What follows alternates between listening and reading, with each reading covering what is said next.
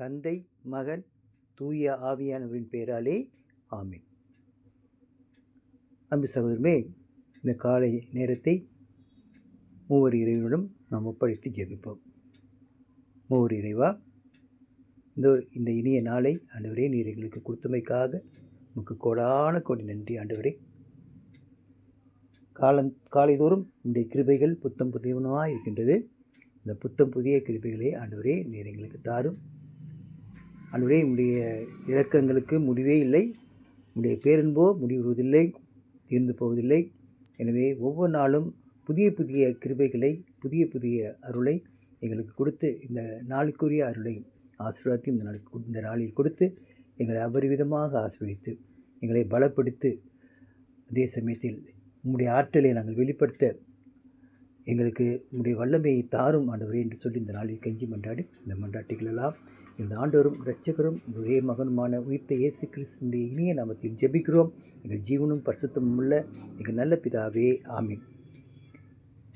இன்றைக்கு தூய ஆவியானவர் நம்மை புனித லூக்கா எழுதிய நற்செய்தி அதிகாரம் 13 இறைவசனம் 1 9 முடிய உள்ள இறைவசனங்களுக்கு அழைத்து வந்திருக்கிறார். அந்த இறைவசனங்களை நாம் பார்த்து அதை நாம் தியானம் செய்வோம். அவ்வேளையில் சிலர் இயேசுவிடம் வந்து, பழி செலுத்தி கொண்டிருந்த கலிலேயரை பிலாத்து கொன்றான் என்ற செய்தியை அறிவித்தனர். அவர் அவர்களிடம் மறுமொழியாக, இக்கலிலேயருக்கு இவ்வாறு நிகழ்ந்ததால் இவர்கள் மற்ற எல்லா கலிலேயரையும் விட பாவிகள் என நினைக்கின்றீர்களா? அப்படி அல்ல என உங்களுக்கு சொல்கிறேன். மனம் மாறாவிட்டால் நீங்கள் அனைவரும் அவ்வாறே அழிவீர்கள். சீரோவில் உள்ள கோபுரம் விழுந்து 18 பேரை கொன்றதே, அவர்கள் எருசலேமில் குடியிருந்த மற்ற எல்லாரையும் விட குற்றவாளிகள் என நினைக்கிறீர்களா? அப்படி அல்ல என உங்களுக்கு சொல்கிறேன். மனம் மாறாவிட்டால் நீங்கள் அனைவரும் அப்படியே அழிவீர்கள் என்றார். ஆண்டவரின் அருள்வாக்கு. இறைவனுக்கு நன்றி. அன்பு சகோதரமே, இது மனம் மாறாவிடில் அழிவு என்ற ஒரு தலைப்பில் ஒன்றிலிருந்து நமக்கு கொடுக்கப்பட்டிருக்கிற இந்த இறை வசனங்கள், 1 5 முடிய கொடுக்கப்பட்ட இறைவசனங்கள். இது ஆண்டவரின் அருள்வாக்கு. கிறிஸ்துவே உமக்கு புகழ். அன்பு சகோதரமே, இதில் நாம் பார்க்கும்போது ஆண்டவர் திட்டவட்டமாக தெள்ள தெளிவாக நம்மிடம் பேசுவதை நாம் இங்கு காண்கிறோம். மனம் மாறாவிட்டால் என்ன சொல்றாரு பாருங்க, மனம் மாறாவிடில் நீங்கள் அனைவரும் அவ்வாறே அழிவீர்கள். எவ்வாறு அழிவீர்கள்னாக்க சொல்றாரு, அவ்வேளையில் சிலர் இயேசுவிடம் வந்து, பழி செலுத்தி கொண்டிருந்த கலிலேயரை பிலாத்து கொன்றான் என்ற செய்தியை அறிவித்தனர். ஆண்டவர்கிட்ட சொல்றாங்க. அவர் அவர்களிடம் மறுமொழியாக, இக்கலிலேயருக்கு இவ்வாறு நிகழ்ந்ததால் இவர்கள் மற்ற எல்லா கலிலேயரையும் விட பாவிகள் என நினைக்கிறீர்களா? அப்படி அல்ல என உங்களுக்கு சொல்கிறேன். சொல்லிட்டு என்ன சொல்றாரு, மனம் மாறாவிட்டால் நீங்கள் அனைவரும் அவ்வாறே அழிவீர்கள். திட்டவட்டமா பேசுறார். இரக்கத்தின் கடவுள் தான். ஆனால் என்ன சொல்றாரு, மனம் மாறாவிட்டால் நீங்கள் அப்படியே அழிவீர்கள். அவங்க எப்படி அழிஞ்சாங்களோ அப்படி அழி. நீங்கள் ஒன்றும் அவர்களை விட மேம்பட்டவர்கள் அல்ல. அந்த கலிலேயரை விட நீங்கள் இங்கே கலிலேயரை பார்த்து கொண்டான்னு சொன்னாங்கல்ல, அந்த கலிலேயரை விட நீங்கள் மேம்பட்டவங்க இல்லை. இருந்தாலும் எதனால் நீங்கள் உயிர் வாழ்ந்துட்டு இருக்கீங்க? இது வரைக்கும் என்னுடைய இரக்கத்தை பெற்றுக்கொண்டிருக்கீங்க. அதனால் இந்த இரக்கத்தை பெற்றுக்கொண்டதுனால நீங்கள் இது வரைக்கும் உயிர் வாழ்ந்துகிட்டு இருக்கீங்க. அதனால் அவங்கள விட நீங்கள் மேலானவர்கள் நினச்சிக்க வேணாம். நீங்கள் மனம் மாறாவிட்டால், ஏன் உங்களுக்கு இந்த வாய்ப்பு கொடுக்குறேன்னா, நீங்கள் மனம் மாறணும்னு சொல்லிட்டு இந்த வாய்ப்பு தரேன். ஆனால் இந்த மனம் மாறலைனாக்க நீங்களும் அப்படியே அழிப்பீர்கள் என்று சொல்லி கடவுள் திட்டவட்டமாக தெளிவாகவும் ஆணித்தரமாகவும் இங்கு பேசுவதை நாம் பார்க்கிறோம். அடுத்தாற்போல் இன்னொரு அவரே ஒரு நிகழ்வை குறிப்பிடுகிறார். இங்கு சீலோமில் கோபுரம் விழுந்து 18 பேரை கொன்றதே, அவர்கள் எருசலேமில் குடியிருந்த மற்ற எல்லாரையும் விட குற்றவாளிகள் என நினைக்கிறீர்களா? அப்படி அல்ல என உங்களுக்கு சொல்கிறேன். மனம் மாறாவிட்டால் நீங்கள் அனைவரும் அப்படியே அழிவீர்கள். அப்போ மனமாற்றம். அந்த சீலோவில் கோபுரம் விழுந்து 18 பேரை கொன்றதே, அவர்கள் எருசலேமில் குடியிருந்த மற்ற எல்லாரையும் விட குற்றவாளிகள் என நினைக்கிறீர்களா? அங்கே சொல்கிறாரு, கலிலேயரை விட நீங்கள் பாவிகள், அதாவது கலிலேயருக்கு இவ்வாறு நிகழ்ந்தால் இவர்கள் மற்ற எல்லா கலிலேயரை விட பாவிகளை நினைக்கிறீர்களா? மற்ற கலிலேயரை விட அவங்க பாவிங்கன்னு நினைக்கிறீங்களா? சித்து போனவங்க இல்லை. அதே போல் இங்கே எனக்கு சொல்கிறார் பாருங்க, மற்ற எல்லாரையும் விட குற்றவாளிகளை நினைக்கிறீர்களா? எருசலேமில் குடியிருந்த மற்ற எல்லாரையும் விட குற்றவாளிகளை நினைக்கிறீர்களா? அப்படி அல்ல என உங்களுக்கு சொல்கிறேன். மனம் மாறாவிட்டால் நீங்கள் அனைவரும் அப்படியே அழிவீர்கள். அதனுடைய திட்டவட்டமான வார்த்தை. அப்போ கடவுள் நம்மை அழிப்பதற்காக படைத்தார் இல்லை, நம்ம வாழ்வதற்கு தான் படைத்தார். நம்ம என்ன செய்யணும்? அவரை போற்றி புகழணும், அவரை ஆராதிக்கணும், அவரை மகிமைப்படுத்தணும். இதுக்கு தான் நம்மளை இங்கே உலகத்தில் வச்சுருக்காரு. அதனால் நம்ம மீண்டுமாக ஆண்டவரே, நான் இப்படி சம்பாத்தியம், நான் நல்லா சம்பாதிக்கிறேன், எனக்கு மாதம் 5 லட்சம் சம்பளம், நான் திறமையான ஆள், எல்லா இதையும் செய்வேன், நான் எனக்கு உடற்பயிற்சி செய்வேன், எனக்கு வலிமை இருக்குது, நான் எக்கச்சக்கமான செல்வம் வச்சுருக்கிறேன், என்னை யாரும் அடிச்சிக்க முடியாது அப்படின்னு சொல்லிட்டு நம்ம வீண் பெருமையை நம்மளே பேசிக்க கூடாதுன்றது தான் கடவுள் சில வார்த்தைகளை, திட்டவட்டமான வார்த்தைகள் நமக்கு அழைத்திருக்கிறார். அதனால தான் இந்த எரேமியாவில் 9வது அதிகாரத்தில் நம்மளுக்கு ஒரு இறை வார்த்தை காண்றோம். அன்பு சகோதரமே, அந்த இறை வார்த்தையை பார்த்தோம்னா நம்ம எதுக்காக அந்த உலகத்தில் படைக்கப்பட்டிருக்கோம்ன்றதை தெளிவாக நம்ம அறிந்து கொள்ள முடியும். அந்த எரேமியா 9வது அதிகாரம் இறைவசனம் 23லேருந்து 24 முடிய உள்ள இறைவசனங்கள். ஆண்டவர் கூறுவது இதுவே: ஞானி தன் ஞானத்தை குறித்து பெருமை பாராட்ட வேண்டாம், வலியவர் தம் வலிமையை குறித்து பெருமை பாராட்ட வேண்டாம், செல்வர் தம் செல்வத்தை குறித்து பெருமை பாராட்ட வேண்டாம். பெருமை பாராட்ட விரும்புவர் நானே ஆண்டவர் என்பதை அறிந்து புரிந்து கொள்வதிலும், பேரன்போடும் நீதியோடும் நேர்மையோடும் உலகில் நான் செயலாற்றுகிறேன் என்பதிலும் பெருமை பாராட்டுவாராக. ஏனெனில் இவற்றில் நான் மகிழ்ச்சி அடைகிறேன் என்கிறார் ஆண்டவர். திட்டவட்டமா அழகா பேசுறார் ஆண்டவர், தெளிவாகவும் பேசுறார். அப்போ இதில் அவர் மகிழ்வடைகிறார்னா, ஆண்டவர் நீதியோடு பேரன்போடு நான் செயலாற்றுகிறேன் என்பது தான் ஆண்டவர் மகிழ்வு. அதில் தான் நம்ம பெருமை கொள்ளணும். எங்கள் ஆண்டவர் நீதியோடு நேர்மையோடு செயலாற்றுகிறார், அதில் தான் நம்மளுக்கு மகிமை. அதை விட்டுட்டு என் செல்வத்தை குறித்து பெருமை, என்னுடைய ஞானத்தை குறித்து நான் பெருமை, அதே மாதிரி இன்னொன்று என்ன சொல்கிறாரு, வலிமையை குறித்து பெருமை பாராட்ட வேண்டும். இல்லை, எதுலையுமே செல்வமோ வலிமையோ அதில் இது அறிவோ இதை வச்சு இது ஞானமோ இதை வச்சு உங்களுக்கு பாராட்டு கிடையாது. இது நீங்கள் பாராட்டணும், நான் ஆண்டவர் சொல்கிறாரு, நான் பேரன்போடும் நீதியோடும் நான் செயலாற்றுகிறேன் என்பதில் தான் நீங்கள் பெருமை கொள்ள வேண்டும். இதுக்கு தான் நம்ம படைக்கப்பட்டிருக்கிறோம் அன்பு சகோதரமே. அதனால தான் ஆண்டவர் ரொம்ப கடுமையாக இந்த இடத்துல பேசுகிறாரு. மற்ற எல்லா கலிகளை விட நீங்கள் பாவிகள், அதாவது அவங்க இறந்து போனவங்க மற்ற எல்லாரையும் விட பாவிகளை நினைக்கிறீங்களா? அதே போல் இங்கே இறந்து போனவங்க மற்ற எருசலேமில் குடியிருந்த மற்ற எல்லாரையும் விட குற்றவாளிகளை நினைக்கிறீர்களா? அப்படி அல்ல, உங்களுக்கு சொல்கிறேன், மனம் மாறாவிட்டால் நீங்கள் அனைவரும் அப்படியே அழிவீர்கள். இங்கே சொல்லிட்டு இன்னொரு வசனத்துக்குள்ளே கடந்து போகிறார் அன்பு சகோதரமே. இந்த தூய ஆவியானோர் இன்னொரு இடத்துக்கு, அதாவது தொடர்ச்சியான இன்னொரு தலைப்பில் நம்மளை வழிநடத்துகிறார். அந்த வசனத்தை படிக்கிறேன், கேளுங்க. இது காய்க்காத அத்திமரம். அதே லூக்கா 13 தொடர்ச்சியாக நம்ம படிக்கிறோம். 6வது இறைவசனம் 9வது இறைவசனம் வரைக்கும் படிக்கிறோம். நன்கு கேளுங்க. மேலும் இயேசு இந்த ஓமையை கூறினார்: ஒருவர் தம் திராட்சை தோட்டத்தில் அத்திமரம் ஒன்றை நட்டு வைத்திருந்தார். அவர் அதில் கனியை தேடிய போது எதையும் காணவில்லை. எனவே அவர் தோட்ட தொழிலாளரிடம், பாரும், 3 ஆண்டுகளாக இந்த அத்தி மரத்தில் கனியை தேடி வருகிறேன், எதையும் காணவில்லை. ஆகவே இதை வெட்டிவிடும், இடத்தை ஏன் அடைத்து கொண்டிருக்க வேண்டும் என்றார். தொழிலாளர் மறுமொழியாக, ஐயா, இந்த ஆண்டும் இதை விட்டு வையும், நான் இதை சுற்றிலும் கொத்தி எரு போடுவேன். அடுத்த ஆண்டு கனி கொடுத்தால் சரி, இல்லையெனால் இதை வெட்டி விடலாம் என்று அவரிடம் கூறினார். ஆண்டவரின் அருள்வாக்கு. கிறிஸ்துவே உமக்கு புகழ். அன்பு சகோதரமே, இந்த வசனத்தை படிச்சுட்டு இந்த வசனத்தை படிக்கிறப்ப கொஞ்சம் அந்த ஆண்டவர் அழித்து விடுவேன் என்று சொன்னதுலேருந்து இப்போ இதில் பார்க்கணும் ஒரு வித்தியாசமான செய்தி, நற்செய்தி பார்க்கணும். என்ன சொல்கிறேன்னா, இந்த ஆண்டும் இருக்கட்டும், நான் கொத்தி எரு போடுவேன், கனி கொடுத்தா சரி, கனி கொடுத்தா வெட்டி விடலாம். ஆனால் பாருங்கள், இதில் எப்படி செய்கிறாருனாக்க, என்ன ஓமை சொல்கிறாருன்னா, ஒருவர் தம் திராட்சை தோட்டத்தில் அத்திமரம் ஒன்றை நட்டு வைத்திருந்தார். திராட்சை தோட்டத்தில் அத்திமரம் கொஞ்சம் வித்தியாசமாக இருக்குது பாருங்கள் அன்பு சகோதரமே. தியானம் பண்ணுறப்ப இது சொல்லிருந்த ஒரு அம்சம். திராட்சை தோட்டத்தில் அத்திமரம், அதில் கனியை காண்றாரு. அப்போ அந்த அத்திமரத்துக்குன்னு கனியை தேடுறதுக்கு ஒரு காலம் உண்டு. அந்த காலத்தில் தான் பார்க்குறாரு.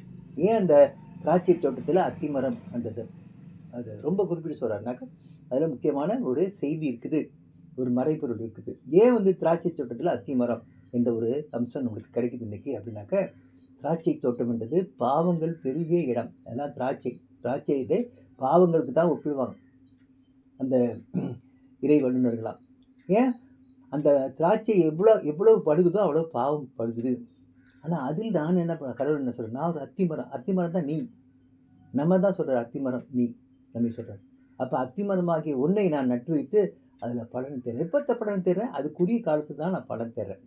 ஆனால் 3 ஆண்டுகளாக நான் இடத்தை அடித்து கொண்டிருக்கிறேன் அப்படின்னு சொல்லப்படுது. நான் ஒவ்வொருத்தரும் நினச்சிங்க நான் அப்போ இடத்தை அடித்தோம்னா 3 ஆண்டு இல்லை அன்பு சகோதரமே, பல ஆண்டுகளாக நான் இடத்தை அடைத்து கொண்டிருக்கிறேன். நான் என்ன பண்ணல, ஒரு நன்மையும் கிடையாது, என்னால் ஒரு நன்மையும் கிடையாது. அந்த கலிலே செத்தாங்களோ, அது மாதிரி எருசலேமுக்கு செத்தாங்களோ, அது மாதிரி நான் செத்துருக்கணும், எப்பயோ நான் வந்து இறந்துருக்கணும். ஆனால் இன்னும் என்ன பண்ணுறாரு, இறக்கத்தால் என்ன பண்ணுறாரு, என்னை வச்சுட்டு இருக்காரு. அப்போ தான் அந்த தொழிலாளர்கள் அது என்ன சொல்கிறாரு, அந்த தோட்டக்காரர் தான் பிதாவாகிய கடவுள். ஆனால் இங்கே ஆண்டவராக இயேசு கிறிஸ்து என்ன சொல்கிறாரு, தோட்டக்காரராக இந்த என்ன சொல்கிறாரு, சொல்கிறாரு அவர்கிட்ட, பிதாவாகிய தந்தைகிட்ட சொல்கிறாரு, தந்தையே இந்த வருஷமும் பார்ப்போம், கொத்தி நான் என்ன ஏறு போடுறேன் அப்படின்னு சொன்னால் என்ன அர்த்தம், நம்ம இன்னும் என்ன பண்ணுறாரு, அந்த எரு போகிறதுனாக்க நம்ம வளர்ச்சி அடைவதற்கு, நம்ம ஆத்மாவில் வளர்ச்சி அடைவதற்கு பல சந்தர்ப்பங்கள் நம்மளுக்கு கொடுக்கப்படுது. அன்பு சகோதரமே, இது ஒன்றும் ஏனோதானோ என்ற ஒரு நற்செய்தி பகுதி அல்ல, ஆழமாக சிந்திக்க வேண்டிய ஒரு பகுதி. அப்போ பல சந்தர்ப்பங்கள் நம்மளுக்கு கொடுக்கப்படுது. ஒருவேளை நான் கோயிலுக்கு பக்கத்துலேயே இருந்துக்கிட்டு நான் வந்து ஒரு நாள் கூட நான் அந்த கோயிலில் ஒரு பூசை காணாமல், திருப்பலி காணாமல் இருந்தேனாக்க கடவுள் எனக்கு நேரம் குறிச்சிட்ருக்கிறார். எப்போ நேரம் குறித்து என்ன என்னைக்கு நான் இறந்து போன்றது எனக்கு தெரியாது. ஆனால் நம்மளுடைய நேரத்தை நீட்டிகிட்டு இருக்கிறார். நம்முடைய இறக்கத்தால் என்ன பண்ணியிருக்காரு, நீட்டிகிட்டு இருக்கிறார். ஏன் கோயிலுக்கு பக்கத்தில்ன்றது நான் குறிப்பிட்டு யாரையும் சொல்லவில்லை அன்பு சகோதரமே. நான் ஒருவேளை அவ்வாறு இருந்தால், நான் கோயிலுக்கு போக இருந்தால் தான் இதை பற்றி நான் சொல்ல முடியுமே இல்லை, மற்றபடி யாருக்கும் எந்த இதையும் குறிப்பாக சொல்லவில்லை. எனவே நாம் சற்று நினைத்து பார்ப்போம், எத்தனை சந்தர்ப்பங்கள், எத்தனை நம்மளுக்கு அந்த தருணங்கள் கொடுக்கப்பட்டிருக்கிறது, எவ்வளோ அம்சமான நிலைமை நமக்கு கொடுக்கப்பட்டிருக்கிறது. ஒவ்வொருவர் சில பேர் கோயிலுக்கு வருவதென்றால் 30-40 கிலோமீட்டர் தாண்டி தான் ஒரு பூசைக்கு வர முடியும் வட இந்தியாவெலாம். ஆனால் எங்களுக்கு பக்கத்திலேயே கோயில் இருக்குது. ஆனால் அந்த பக்கத்தில் இருக்க கோயிலை நாங்கள் போய் ஒரு வாரத்தில் ஒரு நாளாவது ஆண்டவர் போய் பார்த்து ஒரு திருப்பலியில் கலந்துக்க முடியல. ஒருவேளை அந்த திருப்பலியில் கலந்துட்டா கூட அது கால் திருப்பலி, அரை திருப்பலி, முக்கால் திருப்பலி, இப்படி தான் நான் கலந்துக்குவேன். ஏன் முழுமையாக என்னால் கலந்துக்க முடியல, ஏன் எனக்கு 1000 சொச்சம் வேலை, அது மாதிரி தான் நம்ம சொல்லுவோம். 1008 வேலைன்ட்டு நம்ம சொல்லுவோம், சாக்கு போக்கு சொல்லுவோம். அதனால் அப்படியே திருப்பலியில் கலந்துட்டாலும் நம்முடைய யோசனைலாம் வேறு எங்கேயோ இருக்கும். எதை செய்கிறது, எது போகிறது, என்ன பண்ணுறது, ஏது பண்ணுறது, இவ்வாறு ஒரு அரைகுறை மனதோடு நம்ம திருப்பலியில் கலந்து கொள்வோம் அன்பு சகோதரமே. அதை தான் இன்றைக்கு குறிப்பிட்டு சொல்கிறார். பாருங்கள், அந்த வார்த்தையை பாருங்கள். தொழிலாளர் மறுமொழியாக, ஐயா இந்த ஆண்டும் இதை விட்டு வையும், நான் இதை சுற்றிலும் கொத்தி எரு போடுவேன். ஆண்டவர் இன்னைக்கு என்ன பண்ணியிருக்காரு, நம்ம விட்டு வச்சிருக்கிறாரே, கேட்கிறார், நம்மளுக்காக பரிந்து பேசுகிறார் கடவுள். இதை விட்டு வையும், கொத்தி எரு போடுவேன், அடுத்த ஆண்டு கனி கொடுத்தால் சரி, இல்லையானால் இதை வெட்டி விடலாம் என்று அவரிடம் சொன்னார். நம்மளுக்கு எச்சரிக்கை கொடுக்கப்பட்டிருக்கிறது அன்பு சகோதரமே. எந்த நிமிஷம், எந்த நேரம், எந்த நொடி பொழுது நம்முடைய உயிர் எடுக்கப்படும் நமக்கு தெரியாது. ஆனால் ஆண்டவர் அந்த இரக்கத்தினால் நம்முடைய ஆயுள் நாள்களை நீட்டித்து தருகிறார். இதை குறித்து இன்னொரு இறை வார்த்தையில் நாம் கடந்து செல்லலாம் அன்பு சகோதரமே. யோவான் எழுதிய முதல் திருமுகம் அதிகாரம் 2 முதல் 2 இறை வசனங்கள் படிக்கிறேன், கேளுங்கள். என் பிள்ளைகளே, நீங்கள் பாவம் செய்யாதிருக்க வேண்டும், பிள்ளைகளே, என் பிள்ளைகளே, நீங்கள் பாவம் செய்யாதிருக்க வேண்டும் என இதை நான் உங்களுக்கு எழுதுகிறேன். ஆயினும் ஒருவர் பாவம் செய்ய நேர்ந்தால் தந்தையிடம் பரிந்து பேசுவோர் ஒருவர் நமக்கு இருக்கிறார், அவரே மாசற்ற இயேசு கிறிஸ்து. நம் பாவங்களுக்கு கழுவாய் அவரே, நம் பாவங்களுக்கு மட்டுமல்ல, அனைத்துலகின் பாவங்களுக்கும் கழுவாய் அவரே.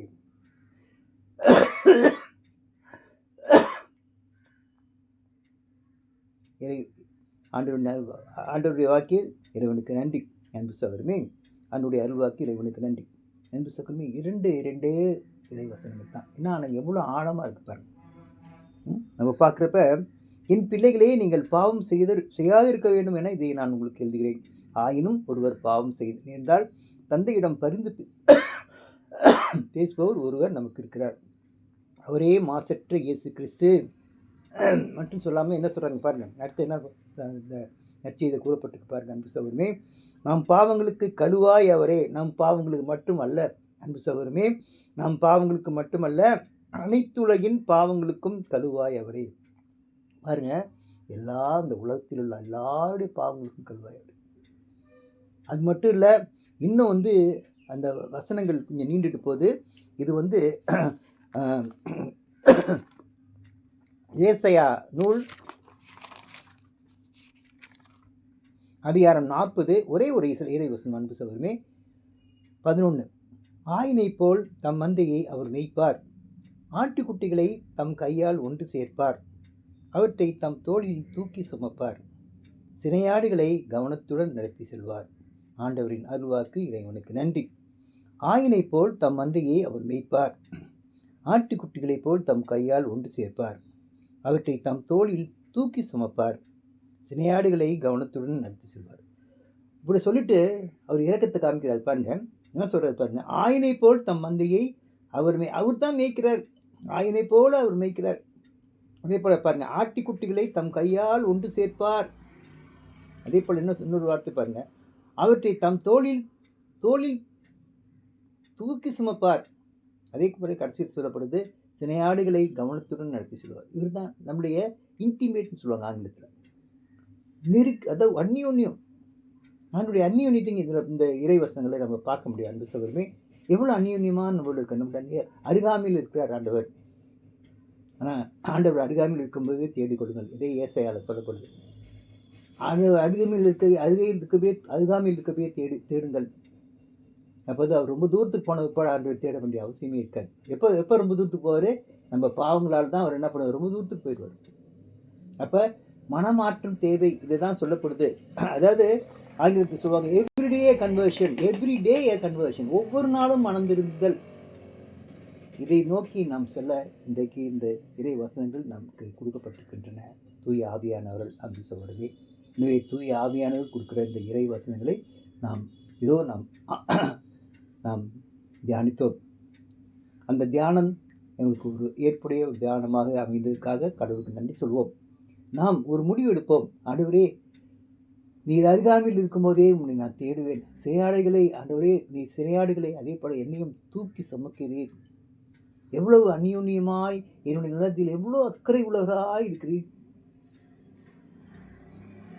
என்னுடைய ஒவ்வொரு முடியாமையும் என்னுடைய வலுவின்மையும் உமக்கு தெரியுமே. எத்தனை இடங்களில் நான் தோத்து போகிறேன், எத்தனை இடங்களில் நான் அவமானப்படுகிறேன் என்பது உங்களுக்கு தெரியுமே. ஆண்டவரே, முழுமையாக என்னை உமக்கு ஒப்பு கொடுக்கிறேன். நீர் என்னை பலப்படுத்தும். நீர் என்னை ஆற்றலை எனக்கு கொடும். இந்த ஆற்றலை எனக்கு கொடும். ஒவ்வொரு நாளும் என்னுடைய அலுவலில், என்னுடைய பணிகளில் நான் வெற்றி பெற உம்மை எனக்கு உங்களுடைய ஆற்றலையும் பலத்தையும் உம்முடைய அந்த தைரியத்தையும் கொடுத்து ஆண்டவரே என்னை வழிநடத்தும் என்று சொல்லி கெஞ்சி மன்றாடி, இந்த மன்றாட்டுகள் எல்லாம் எங்கள் ஆண்டவரும் இரட்சகரும் உடைய ஒரே மகனுமான உயிர்த்த இயேசு கிறிஸ்துவினுடைய இனிய நாமத்தில் ஜெபிக்கிறோம். எங்கள் ஜீவனும் பரிசுத்தமும் உள்ள எங்கள் நல்ல பிதாவே, ஆமென். அன்பு சகோதரமே, ஒரு சிறிய பாடல் பாடி ஆண்டவருடைய நாமத்தை நாம் மகிமைப்படுத்துவோம். யோசனையில் பெரியவரே, ஆராதனை ஆராதனை, செயல்களிலே வல்லவரே, ஆராதனை ஆராதனை. ஓசானா உன்னத தேவனே, ஓசானா ஓசானா ஓசானா. கண்மணி போல் காப்பவரே, ஆராதனை ஆராதனை. கழுகு போலே காப்பவரே, ஆராதனை ஆராதனை. ஓசானா உன்னத தேவனே, ஓசானா ஓசானா ஓசானா. யோசனையில் பெரியவரே, ஆராதனை ஆராதனை. செயல்களிலே வல்லவரே, ஆராதனை ஆராதனை. வழி நடத்தும் விண்மீனே, ஆராதனை ஆராதனை ஒளி வீசும் விடிவெள்ளியே ஆராதனை ஆராதனை ஓசானா உன்னத தேவனே ஓசானா ஓசானா ஓசானா. அன்பு சகோதரமே, இன்றைக்கு விசேஷித்த கருத்தாக நம்முடைய அன்பு சகோதரங்கள், எத்தனையோ அன்பு சகோதரங்கள் விபத்தினால் பாதிக்கப்பட்டு பல்வேறு விதத்தில் உயிரை கூட இழந்து போகிற அந்த நிலைமை உண்டு. அதே போல விபத்தில் உயிரை இழக்கிற சகோதரர்களுக்காகவும் அந்த விபத்தில் காயப்படுகிற அடிப்படுகிற அதிதீவிர சிகிச்சை பிரிவில் இருக்கிற இன்றைக்கு நம்முடைய அன்பு சகோதரர்களுக்காக விசேஷமாக இன்றைக்கு அவர்களை நினைத்து இன்றைக்கு நம்முடைய மன்றாட்டில் எடுப்போம், ஒருமனப்பட்டு ஜெபிப்போம். அவர்களுக்கு ஆண்டவர் தாமே மறுவாழ்வு தர வேண்டும் என்று சொல்லி ஜெபித்து இந்த மன்றாட்டுகள் எல்லாம் ஆண்டவரும் இரட்சகரும் ஒரே மகனுமான உயிர்த்த இயேசு கிறிஸ்துவினுடைய இனிய நாமத்தில் ஜெபிக்கிறோம். எங்கள் ஜீவனும் பரிசுத்தமும் உள்ள எங்கள் நல்ல பிதாவே, ஆமென். தந்தை, மகன், தூய ஆவியின் பெயராலே ஆமென்.